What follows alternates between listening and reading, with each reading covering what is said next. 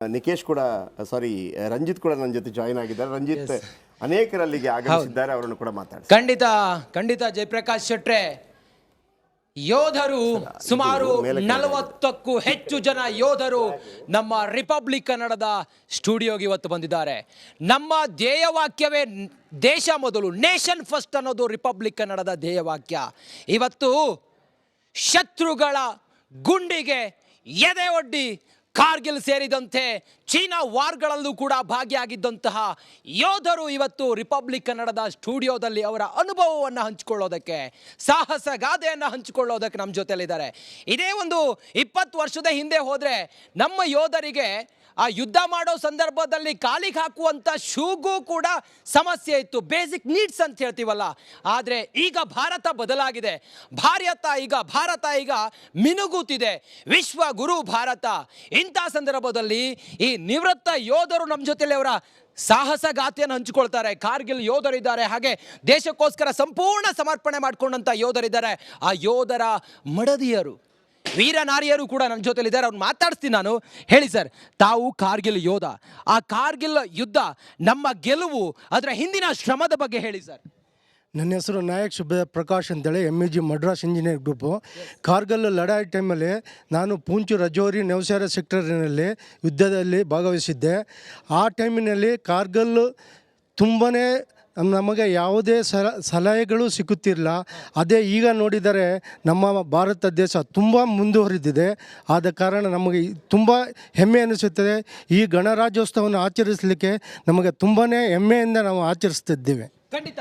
ಅವತ್ತು ಒಂದೇನಾದರೂ decision ತೆಗೆದುಕೊಳ್ಬೇಕಾದ್ರೆ Delhi order ಬೇಕಾಗಿತ್ತು. ಆದರೆ ಈಗ ಹಾಗಿಲ್ಲ. ಈಗ ಭಾರತ ಬದಲಾಗಿದೆ. ಅಟ್ ಅ ಟೈಮ್ ಅಟ್ಯಾಕ್ಗೆ ಅಟ್ಯಾಕ್ ಅನ್ನೋ ರೀತಿಯಲ್ಲಿದೆ. ಎಷ್ಟು ಖುಷಿ ಆಗ್ತಿದೆ ಬದಲಾಗಿರುವ ಭಾರತ. ತುಂಬಾ ಖುಷಿ ಆಗ್ತಿದೆ. ಈಗ ನಮ್ಮ ದೇಶದಲ್ಲಿ ಯಾವುದೇ ಥರದ ಅಸಾಧ್ಯನೇ ಇಲ್ಲದ ಹಾಗೆ ನಾವು ಯಾವುದೇ ಮುಂದುವರಿಸಬಹುದು. ಯಾವುದೇ ಯುದ್ಧ ಮಾಡಲಿಕ್ಕೆ ಆಗಲಿ ಸಾಮಗ್ರಿಗಳು ನಮಗೆ ಮೊದಲು ಬುಲೆಟ್ ಪ್ರೂಫು ಯಾವುದೂ ಇಲ್ಲ. ಈಗ ಎಲ್ಲ ವೆಹಿಕಲ್ಸು ಬುಲೆಟ್ ಪ್ರೂಫು ಎಲ್ಲ ಸಹಕಾರ ನಮಗೆ ಸರ್ಕಾರ ಕೊಟ್ಟಿದೆ. ಆದರೆ ಯೋಧರಿಗೆ, ಮಾಜಿ ಸೈನಿಕರಿಗೆ ಸರ್ಕಾರದಿಂದ ಸಿಕ್ಕಬೇಕಾದಂಥ ಯಾವುದೇ ಸಲಹೆಗಳು ಸರ್ಕಾರ ನಮಗೆ ನೀಡುತ್ತಿಲ್ಲ. ಇದೇ ಒಂದು ತುಂಬ ಬೇಜಾರ ಸಂಗತಿ. ಅಂದರೆ ನಮ್ಮ ಗಣರಾಜ್ಯೋತ್ಸವ ದೇಶಕ್ಕಾಗಿ ನಾವು ಆಚರಿಸ್ತಿದ್ದೇವೆ ಹೊರತು ಮಾಜಿ ಯೋಧಕರ ಕುಟುಂಬಕ್ಕಾಗಿ ಆಚರಣೆ ಮಾಡ್ತಿಲ್ಲ ಯಾರಂತ ಹೇಳಲು ನಾನು ಈ ಥರ ಹೇಳ್ತೀನಿ. ಆ ಯೋಧ ಗಡಿಯಲ್ಲಿ ರಾತ್ರಿ ಹಗಲು ನಿದ್ದೆ ಎಲ್ಲವನ್ನ ಬಿಟ್ಟು ಕಾಯ್ತಾ ಇದ್ರೆ ನಾವಿಲ್ಲಿ ಹಬ್ಬ ಆಚರಿಸ್ತೀವಿ, ನಾವಿಲ್ಲಿ ಸಂಭ್ರಮ ಸಡಗರದಿಂದ ಇರ್ತೀವಿ. ನಮ್ಮ ಮನೆ ಮಗ ಇವತ್ತು ಅಲ್ಲಿ ಗಡಿ ಕಾಯುವಾಗ ಆ ಹೆತ್ತ ತಾಯಿಯ ಕರಳಿದೆಯಲ್ಲ, ಏನು ಹೇಳುತ್ತೆ ಅನ್ನೋದನ್ನ ಕೇಳೋಣ. ಹೇಳಿ ಅಮ್ಮ. ಸರ್ ನಮಸ್ಕಾರ. ನನ್ನ ಹೆಸರು ಗುಣಸಾಗರ್ ಏನ್ಸ್ ಅಂದ್ಬಿಟ್ಟು. ನನ್ನ ಮಗ ಚಾಂದ್ ಪಾಷಾ, ಅವನು ಮರಾಠಾ ರೆಜಿಮೆಂಟ್ ಬೆಳಗಾಮಲ್ಲಿ ಟ್ರೈನಿಂಗ್ ಮಾಡಿ ಅವನು ಇದಕ್ಕೆ ಹೋದ. ಜಮ್ಮು ಕಾಶ್ಮೀರ ಪೂಂಚಲ್ಲಿ ವರ್ಕ್ ಮಾಡ್ತಿದ್ದ. ಟೆರರಿಸ್ಟ್ ಅಟ್ಯಾಕ್ನಲ್ಲಿ 1800 ಕಿಲೋಮೀಟ್ರ್ ಮೇಲ್ಗಡೆ ಬೆಟ್ಟದ ಮೇಲೆ ಹೋಗ್ಬೇಕಾದ್ರೆ ಅವ್ರಿಗೆ ವಾರ್ನಲ್ಲಿ ಇದಾಯಿತು. ನಮಗೇನೂ ಗೊತ್ತಾಗ್ತಿರಲಿಲ್ಲ, ಯಾಕಂದರೆ ಅವನು ತುಂಬ ಸ್ಟ್ರಾಂಗ್ ಆಗಿದ್ದ. ಅವನು ನಮಗೆ ಫೋನ್ ಬಂದಾಗ ನಾವು ತಮಾಷೆ ಅಂತ ಇದು ಮಾಡ್ತಿದ್ದೆ, ಯಾಕೆಂದರೆ ನಾನು ಅಷ್ಟೊಂದು ಸ್ಟ್ರಾಂಗ್ ಆಗಿದ್ದೆ. ನನಗೆ ಅಷ್ಟು ಸ್ಟ್ರಾಂಗಲ್ಲೇ ನನ್ನ ಮಗ ಬೆಳೆಸಿ ನಮ್ಮನ್ನು ಸಪೋರ್ಟ್ ಮಾಡಿ ಹೋಗ್ತಿದ್ದ. ನಮಗೇನು ಅನ್ನಿಸ್ತಿಲ್ಲ, ಬಿಡು ಅಲ್ಲೇ ಚೆನ್ನಾಗಿದ್ದಾನೆ ಅಂತ ಸುಖವಾಗಿದ್ದೆ. ಅವರು ಬಂದಾಗ ನಮಗೇನು ಕೈ ಕಾಲೇ ಆಡಲಿಲ್ಲ ಸರ್. ಇಲ್ಲಿ ಬಂದಾಗ ನಮಗೆ SM ಕೃಷ್ಣ ಅವರು ಬಾಡಿ ರಿಶ್ಯೂ ಮಾಡಿದರು. ಹಾಗಾಗಿ ನಾನು ಏನು ಅನ್ನಿಸ್ಲಿಲ್ಲ, ನಂಗೆ ಅಳುವೇ ಬಂದಿರಲಿಲ್ಲ. ಬಟ್ ಅದು ಹೋಗಿ ನನ್ನ ಮಗನ ಮುಖ ನೋಡಿದ ಮೇಲೆ ನಾನು ಏನು ಅಂತ ಅರ್ಥ ಆಯಿತು. ಆ ವಾರಲ್ಲಿ ಹೇಗೆ ಮಾಡಿದರು, ಹೇಗೆ ಬಂದರು ಅಂತಂದ್ಬಿಟ್ಟು ತುಂಬ ನಮಗೆ ಚೆನ್ನಾಗೇ ತೊಗೊಂಡು ಬಂದರು. ಚೆನ್ನಾಗೇ ಒಳ್ಳೆ ಮರ್ಯಾದೆನೇ ಮಾಡಿದರು ನಮ್ಮ ರೆಜಿಮೆಂಟ್ನವರೆಲ್ಲನೂ. ಎಲ್ಲ ನಮ್ಮ ಸೋದರರೆಲ್ಲರೂ ಬಂದುಬಿಟ್ಟು ನಮಗೆ ತುಂಬ ಇದು ಮಾಡೋದು. ನಾನು ತುಮಕೂರಿಂದ ಬಂದಿರೋದು ನಾನು. ಹಾಗಾಗಿ ನಮಗೆ ಎಲ್ಲ ಕೆಲವು ಸವಲತ್ತುಗಳು ನಮಗೆ ಇಲ್ಲಿವರೆಗೂ ನಮಗೇನು ಸವಲತ್ತುಗಳು ಕೊಡ್ತಾನೆ ಇಲ್ಲ. ನಾವು ಏನೋ ಕೇಳಿದ್ರು ಆ ಟೈಮಲ್ಲಿ ಕೊಡ್ತೀವಿ ಅಂತ ಹೇಳ್ತಾರೆ, ಕೊಡ್ತಾನೆ ಇಲ್ಲ. ಇಲ್ಲಿವರೆಗೂ ನಮಗೊಂದು ಸೈಟ್ ಕೊಟ್ಟಿಲ್ಲ. ಈಗ ನಾವು ಅವ್ರು ಕೊಟ್ಟಿರೋ ಯುತವಾಗಿ ನಡೆಸ್ಕೊಳ್ಬೇಕು ಅನ್ನೋದು ಈ ರೀತಿಯ ಒಂದೊಂದು ವಿಚಾರಗಳು. ಜಯಪ್ರಕಾಶ್ ಶೆಟ್ಟಿ, ಹೃದಯ ತುಂಬಿ ಬರುತ್ತೆ. Over to you. ಎಸ್, ಇದೀಗ ಒಂದು ಹಾಡು ರಕ್ಷಿತಾ ಮತ್ತು ಭಾರ್ಗವ್ ಅವರಿಂದ. ಇವರು ಬಿಪಾಪ್ ಟೀಮ್ನ ಸದಸ್ಯರು. ಮತ್ತೊಮ್ಮೆ ನಿಮ್ಮಿಂದ ಒಂದು ಹಾಡನ್ನು ನಿರೀಕ್ಷೆ ಮಾಡ್ತಾ ಇದ್ದೀವಿ. ಹಿಂದೂಸ್ಥಾನವು ಎಂದೂ ಮರೆಯದ ಭಾರತ ರತ್ನವು ನೀನಾಗು.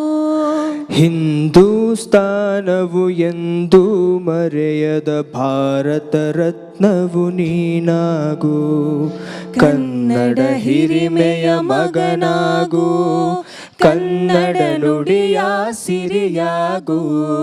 ಹಿಂದೂಸ್ತಾನವು ಎಂದೂ ಮರೆಯದ ಭಾರತ ರತ್ನವು ನೀನಾಗು. ಭಾರತ ದೇಶದ ಬಡವರ ಕಂಬನಿ ಒರೆಸುವ ನಾಯಕ ನೀನಾಗು. ಭಾರತ ದೇಶದ ಬಡವರ ಕಂಬನಿ ಒರೆಸುವ ನಾಯಕ ನೀನಾಗು. ಭಾರತೀಯರ ಭವ್ಯ ಭವಿಷ್ಯವ ಬೆಳಗುವ ಜ್ಞಾನಿ ನೀನಾಗು. ಭಾರತೀಯರ ಭವ್ಯ ಭವಿಷ್ಯವ ಬೆಳಗುವ ವಿಜ್ಞಾನಿ ನೀನಾಗು, ಬೆಳಗುವ ವಿಜ್ಞಾನಿ ನೀನಾಗು. ಹಿಂದೂಸ್ತಾನವು ಎಂದೂ ಮರೆಯದ ಭಾರತ ರತ್ನವು ನೀನಾಗು. ಭೂಮಂಡಲದ ಹಾಹಾಕಾರವ ನೀಗುವ ಶಕ್ತಿಯು ನೀನಾಗು. ಭೂಮಂಡಲದ ಹಾಹಾಕಾರವ ನೀಗುವ ಶಕ್ತಿಯು ನೀನಾಗು. ಮಾರಕ ಶಕ್ತಿಯ ದೂರಗೈಯುವ ವೀರ ಶಿರೋಮಣಿ ನೀನಾಗು. ಬ್ರಹ್ಮಾಂಡವನೇ ಬೆಳಗುವ ಶಕ್ತಿಯ ಕಾಣುವ ಯೋಗಿಯು ನೀನಾಗು. ಕಾಣುವ ಯೋಗಿಯು ನೀನಾಗು. ಹಿಂದೂಸ್ತಾನವು ಎಂದೂ ಮರೆಯದ ಭಾರತ ರತ್ನವು ನೀನಾಗು. ಹಿಂದೂಸ್ತಾನವು ಎಂದೂ ಮರೆಯದ ಭಾರತ ರತ್ನವು ನೀನಾಗು. ಕನ್ನಡ ಹಿರಿಮೆಯ ಮಗನಾಗು, ಕನ್ನಡ ನುಡಿಯ ಸಿರಿಯಾಗು. ಹಿಂದೂಸ್ತಾನವು ಎಂದೂ ಮರೆಯದ ಭಾರತ ರತ್ನವು ನೀನಾಗು.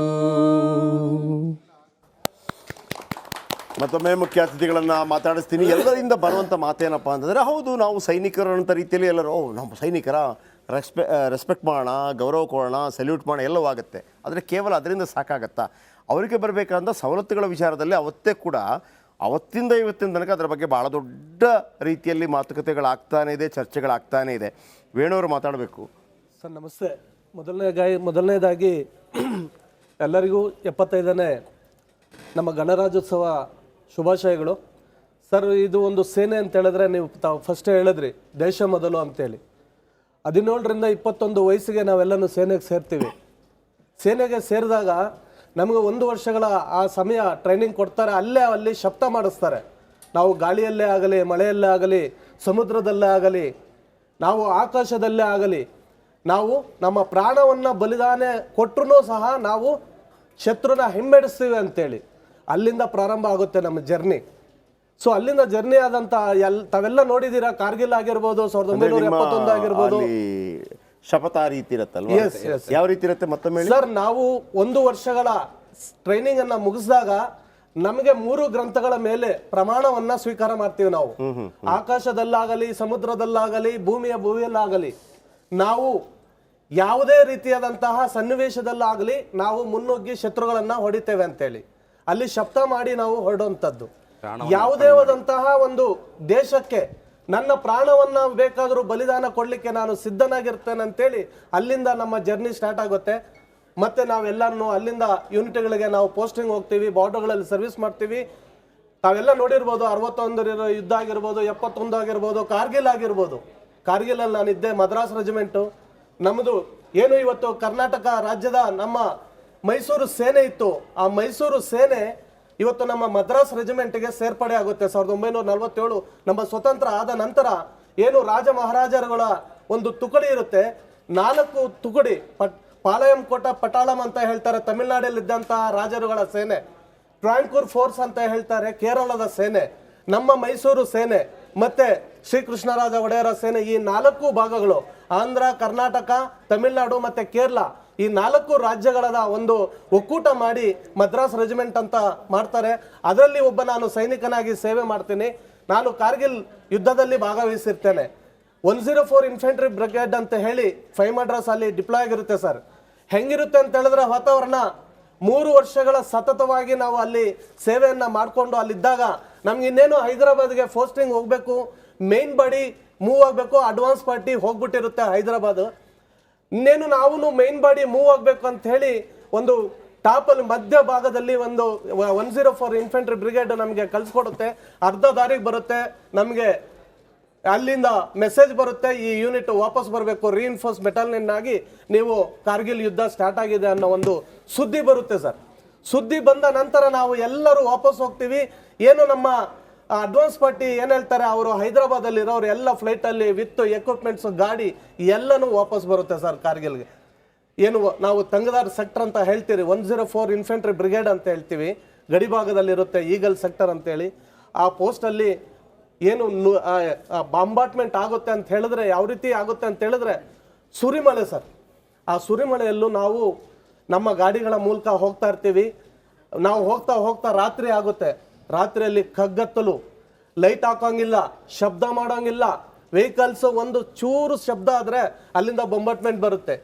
ಈ ರೀತಿಯಾದಂಥ ಕಠಿಣ ಪರಿಸ್ಥಿತಿಗಳಲ್ಲಿ ನಾವು ಅಲ್ಲಿ ಸೇನೆಯಲ್ಲಿ ಸೇವೆ ಮಾಡಿ ಆದರೂ ಸಹ ನಾವು ಪಾಕಿಸ್ತಾನದವ್ರಿಗೆ ಅವ್ರನ್ನ ಹಿಮ್ಮೆಟ್ಟಿಸಿ 1100 ತಮಗೆ ಗೊತ್ತಿದೆ 1152 ಸೈನಿಕರು ಅಲ್ಲಿ ಗಾಯಾಳುಗಳಾಗ್ತಾರೆ. 300ಕ್ಕೂ ಹೆಚ್ಚು ನಮ್ಮ ಸೈನಿಕರು ಹುತಾತ್ಮರಾಗ್ತಾರೆ. ಆದರೂ ಸಹ ನಮ್ಮ ಭಾರತ ವಿಶ್ವಗುರು ಆಗಲಿಕ್ಕೆ ಹೊರಟಿದೆ. ನಾವು ಯಾವುದೇ ಕಠಿಣವಾದಂತಹ ಪರಿಸ್ಥಿತಿಯಲ್ಲೂ ಯಾವುದೇ ದೇಶಕ್ಕೆ ನಾವು ಹಿಮ್ಮೆಟ್ಸಲ್ಲ ಅನ್ನೋದು ಒಂದು ಕಾರ್ಗಿಲ್ ಉದಾಹರಣೆ ಸರ್.